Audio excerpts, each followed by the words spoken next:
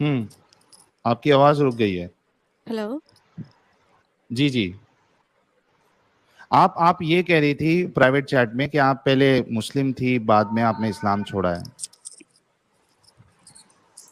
Hello. जी जी। मैं ये बोल रही थी आप कि वो बोल रहे थे फ्री विल है इस्लाम में, तो फ्री विल अगर हम्म है तो कुरान में लिखा हुआ है कि जो जितने भी ये हैं काफिर, हम्म ये सब जहन्नुम में जाएंगे, और जितने भी मुस्लिम हैं वो जितने भी गुनाह कर हम्म लें, एंड पे अगर वो तौबा कर लेते हैं तो वो सारे सीधे जन्नत में चले जाएंगे। और इन केस अगर वो हम्म जहन्नुम में डाले भी जाते हैं तो चलो फिर जहन्नुम में अपनी सज़ा पूरी करने के बाद वो वहाँ से निकाल के और वो जन्नत में डाल दिए जाएंगे। तो मुझे ये समझ नहीं आती थी कि इसमें बेचारे काफिरों का क्या हम्म कसूर है। अगर मैं किसी काफिर के हम्म घर में पैदा हो जाती तो इसमें मेरा क्या कसूर है, या मेरे पेरेंट्स का क्या कसूर है। दूसरा, ये फ्री विल की बात करते हैं तो कुरान में ये भी लिखा हुआ है कि आप लोग खुदा जिसको चाहता है वो हिदायत मुसलमान देता है। बना के हम्म हिदायत दे सकता है, और जिसको चाहता है वो चाह के भी, जिसको चाहता है ना वो अगर जितने मर्जी कोशिश कर ले, हिदायत ढूंढने की कोशिश कर ले, उसको हिदायत नहीं मिलनी। तो फिर तो इसमें दुरुस्त। फ्री विल का हिसाब किताब ही नहीं है। और अगर इतनी exactly he exactly. Free will the exactly. गई है, इतनी ही फ्री हम्म विल दी गई है, तो फिर ये धमकियाँ क्यों कि तुम्हें जहन्नुम में हम्म जलाया जाएगा, फिर पता नहीं और भी इतनी गंदी गंदी सी बातें हैं कि तुम्हें वो क्या पीप पिलाया जाएगा, तुम पे हम्म सीसा सीसा तुम पे गिराया जाएगा, हम्म। और इतनी धमकियाँ देने का फिर कोई मतलब नहीं है। और अच्छा, सबसे मैं आपसे ये पूछ रहा था, आप अपनी बात कंटिन्यू करेगा क्योंकि लोगों को भी जानना है, क्या आप पहले मुस्लिम थी और बाद में इस्लाम छोड़ा आपने? हाँ, मैंने बहुत ही छोटी एज में ही छोड़ दिया था। हम्म 14 या 13 इयर्स ओल्ड में ही मैंने छोड़ दिया था इस्लाम, क्योंकि इतनी मैंने जल्दी आपकी आंखें कैसे खुल गई? सीरियसली हुआ? वो इस तरह से हुआ कि मैंने 6-7 साल की एज में कुरान पढ़ा था, हम्म और उसके बाद मुझे चीज़ों की समझ नहीं आती थी, क्योंकि मैं बहुत हम्म ज़्यादा साइंस में इंटरेस्ट लेती थी और मैं अच्छी स्टूडेंट थी क्लास में भी। तो मुझे हम्म कभी भी ना मुझे कभी गॉड का कॉन्सेप्ट समझ नहीं आया था। उतनी सी एज हम्म में ना मेरे ज़हन में 100 सवाल आते थे कि खुदा को किसने बनाया, मतलब ये हम्म अगर हर चीज़ को एग्जैक्टली किसी ने एग्जैक्टली बनाया है तो फिर खुदा हम्म को किसने बनाया। तो मेरी एग्जैक्टली। आंटी मुझे बोलती थी, बेटा ऐसी बात नहीं सोचते क्योंकि आप पागल हो हाँ। जाओगी, आपका दिमाग ख़राब हो जाएगा, ऐसी बातें हम्म नहीं सोचते। तो मैं बोलती थी अच्छा, फिर मैं डर भी जाती थी ना, बच्चा तो डरेगा ही कि ओ मैं पागल हो हम्म जाऊंगी अगर ये ऑब्वियसली। सोचूंगी तो फिर ना मैं इतना ज़्यादा उनसे क्वेश्चन नहीं करती थी। हमारी फैमिली में थोड़ा ये भी सिस्टम था कि इतनी सख्ती नहीं थी। हम्म कुछ इतना अगर आप क्वेश्चन पूछना चाहते हो आप पूछ सकते फ्री थे तब। माइंडेड थे, थोड़ा ओपन माइंडेड थे। हाँ हाँ, रिलेटिवली। है। हाँ जी, बिल्कुल, मतलब ऐसे वो नहीं थे जैसे आपको मार ही देंगे, ऐसे इस टाइप के नहीं थे कि आपको सवाल पूछने पे भी मार देंगे। फिर जब उन्होंने मुझे बोला ना, जब मेरे ज़हन में बड़े होते सवाल आने शुरू हुए, कुछ डिफरेंट, कुछ बड़े सवाल, ये नहीं कि खुदा को किसने बनाया, तो बहुत बेसिक चीज़ें।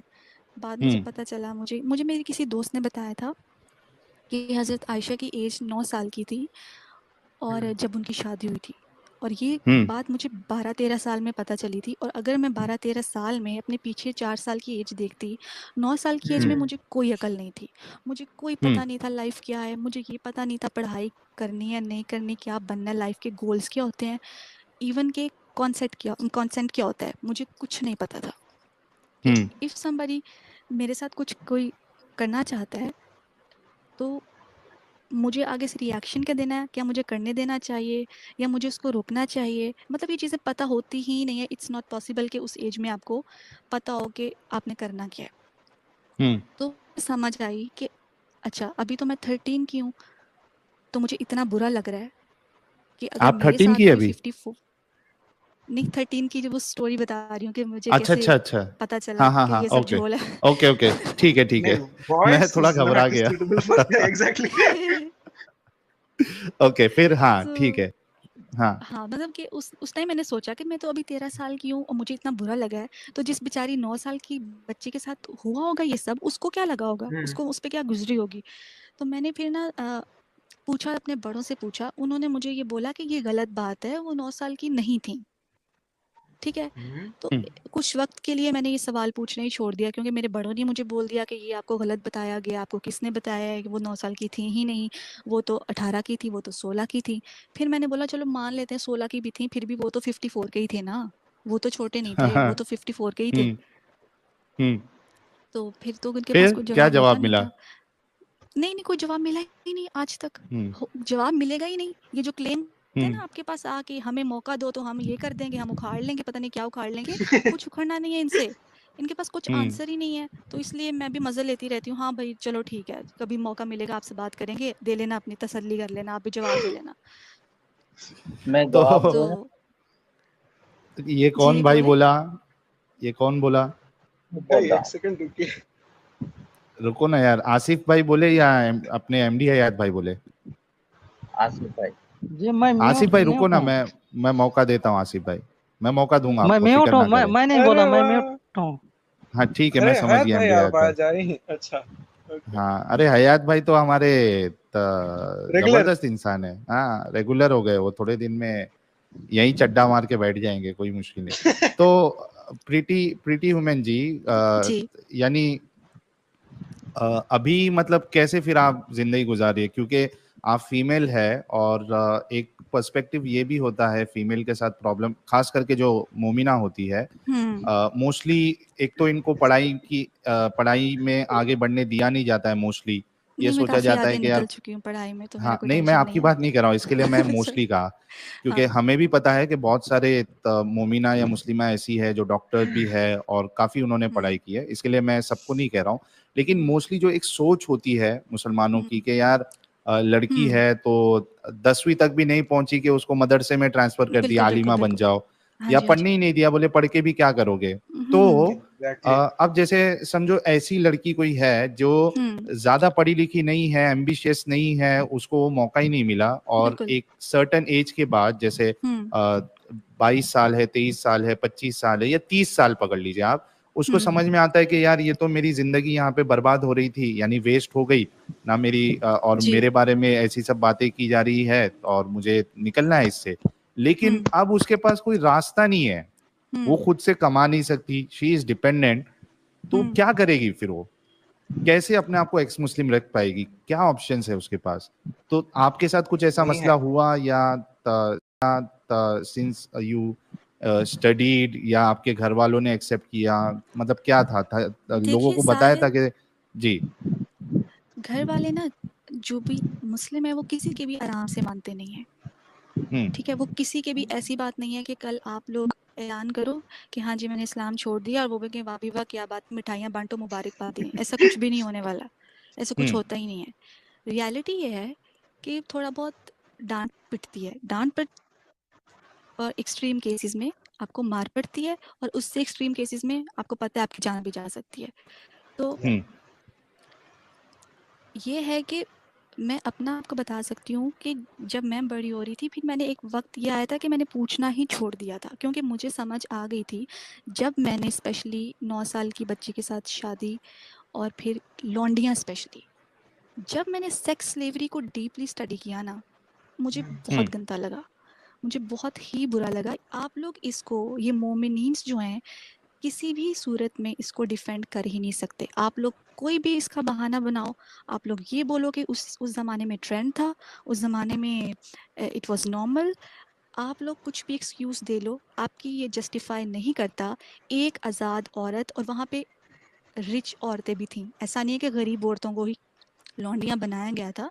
जो जंग में माले गनीमत में जीती जाती थीं औरतें, उनमें रिच गर्ल्स भी थीं, उनमें हर तरह के तबके की औरतें थीं, जिनको बाद में आप लोगों ने क्लासिफाई करते थे उनके सूरत के लिहाज से, उनके स्टेटस के लिहाज से उनको क्लासिफाई किया जाता था, और जो सबसे बेस्ट वाली होती थी उसकी बोली सबसे ज़्यादा लगती थी, ठीक है। तो आप लोग ये सेक्स स्लेवरी को किसी भी सिचुएशन में कुछ भी एक्सक्यूज़ बना के आप डिफेंड नहीं कर सकते, एंड ऑफ स्टोरी।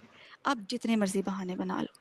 उसके बाद ये कि मर्द की खेती है औरत, जब चाहे वो इसमें आए, जब चाहे वो जाए, है क्या खेती है एक औरत? अब मेरे हाँ, मतलब खेती है एक औरत, उसकी ये औकात है कि वो खेती है, जब चाहो तुम आओ, जाओ, उसकी कोई भी। और इस हदीस की बिना पे मैंने अपने आस-पास ये ऑब्ज़र्व किया जो डोमेस्टिक वायलेंस है, और एग्जैक्टली बहुत सी औरतें प्रेग्नेंट हो जाती हैं। प्रेगनेंसी में आपको पता है मूड स्विंग्स आते हैं और आपकी बॉडी इतना दर्द करती है कि अगर आपका हस्बैंड आपके साथ कुछ करना चाहता है तो वो उसको मना कर देती है कि मेरी तबीयत ठीक नहीं है, मैं नहीं कर सकती। लेकिन हमारे यहाँ ये ट्रेंड नहीं है, वो मना कर ही नहीं सकती, उसके पास हाँ, ये तो ऑप्शन ही नहीं रसूलुल्लाह ने है। भी कहा है। हाँ, हाँ, वो तो मना नॉट कर ही नहीं इवन सकती क्योंकि उसके पास ऑप्शन नहीं है, और वो सुबह तक फरिश्ते उसको लानते डालेंगे, और फरिश्तों की लानतों से बचने के लिए बेचारी कुछ भी नहीं बोल सकती। और अगर वो थोड़ा बहुत रेजिस्ट करती भी है, उसको आगे से मार पड़ जाती है, क्योंकि मार के भी वो नहीं बोल सकती कि तुमने मुझे मारा क्यों, क्योंकि ये भी कुरान में लिखा हुआ है कि आप मार सकते हो। तो बेचारी जाए तो जाए कहाँ। बड़ा बोलते हैं बिल्कुल। जी माँ के पाँव के नीचे जन्नत है, फला है जी, औरतों के तो हकूक ही बड़े हैं। कोई हकूक नहीं है। हजूर सल्लल्लाहु अच्छा, अलैहि वसल्लम आपने बहुत सारी बातें की, और एज अ फीमेल जो है वो तो आप समझ रही है चीजें, लेकिन हमारी जो दूसरी बहनें हैं, हाँ, मोमिना है, उन पे मुस्लिमा ही है, आ रही थी मैं। वो नहीं समझ पा रही है। बिल्कुल बिल्कुल, उन पे ही उसके बारे में भी बताइए। और उससे पहले मैं एक चीज कह रहा था कि क्या आप नमाजें भी पढ़ती थी जब तक आपने इस्लाम नहीं छोड़ा था? हाँ जी, हाँ जी। जब नमाजें तक पढ़ती मैंने थी, नहीं क्या छोड़ा अरबी था, आपने सीखी थी? जब तक नहीं छोड़ा था तब तक पढ़ती थी। हम्म ऐसा नहीं था कि मेरे पेरेंट्स मुझ पे सख्ती करते थे, लेकिन मैं खुद से ही पढ़ती थी क्योंकि मैंने बहुत छोटी एज में ही कुरान पढ़ लिया था। तो तो मुझे अरबी वो भी एक सीखी थी आपने? अरबी सीखी नहीं थी, वही जो कुरान में लिखा है हम्म बस वही। इसीलिए तो उन्होंने मुझे अच्छा। बोला कि आप बच्ची हो, आपको पता नहीं है, आप तर्जुमे के साथ पढ़ो। तभी 14-15 साल की एज में मैंने तर्जुमे के साथ पढ़ना शुरू किया ताकि मुझे समझ आए। और गेम ही तब बदली जब मैंने तर्जुमे के साथ पढ़ा, जब मुझे समझ आई कि एक्चुअली लिखा क्या है उसमें।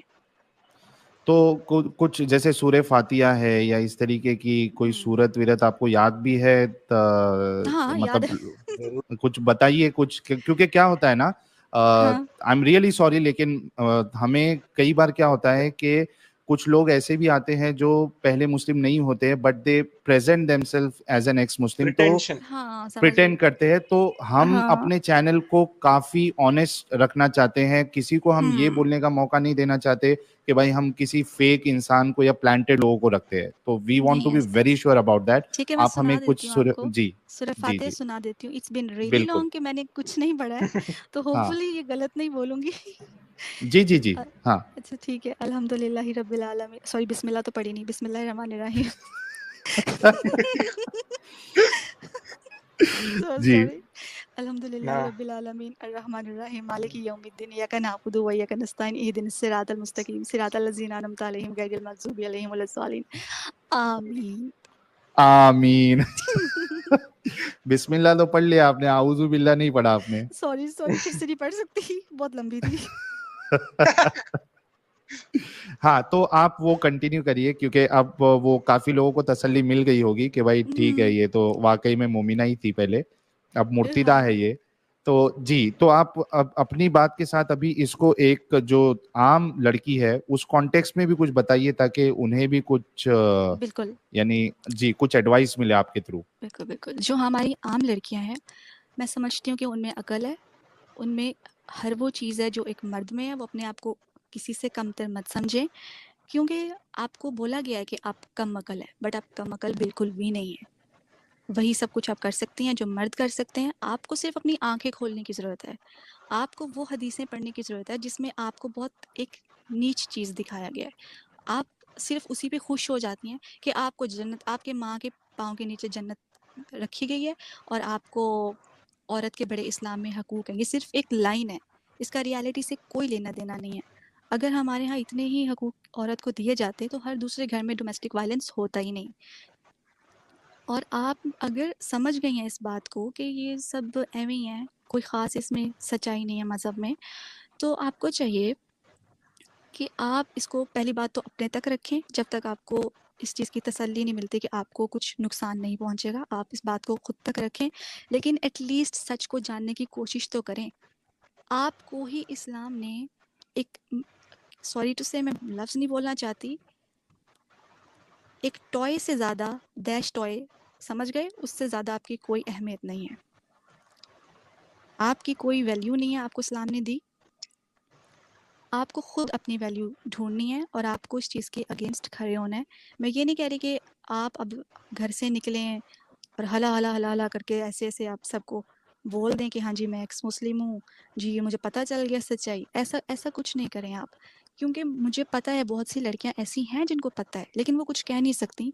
आई अंडरस्टैंड कि वो कुछ नहीं कह सकती, लेकिन कुछ ऐसी भी हैं जो हमें ही गालियां देती हैं, जो हमें ही बुरा भला बोलती हैं, किसी हद तक भी जा सकती हैं सिर्फ अपने प्रॉफिट को सच्चा साबित करने के लिए। हमें उस चीज़ का भी बुरा नहीं लगता है, हमें पता है उन बेचारियों का कोई कसूर नहीं है, उनके साथ जो हुआ है वही बहुत बड़ा मजाक लाइफ ने उनके साथ कर दिया है, तो इसलिए मैं उनकी बातों का माइंड नहीं करती, मुझे उन पर तरस आता है। वीडियो को लाइक और चैनल को सब्सक्राइब कर लीजिए ताकि इसी तरह वीडियो आप तक पहुंचती रहे।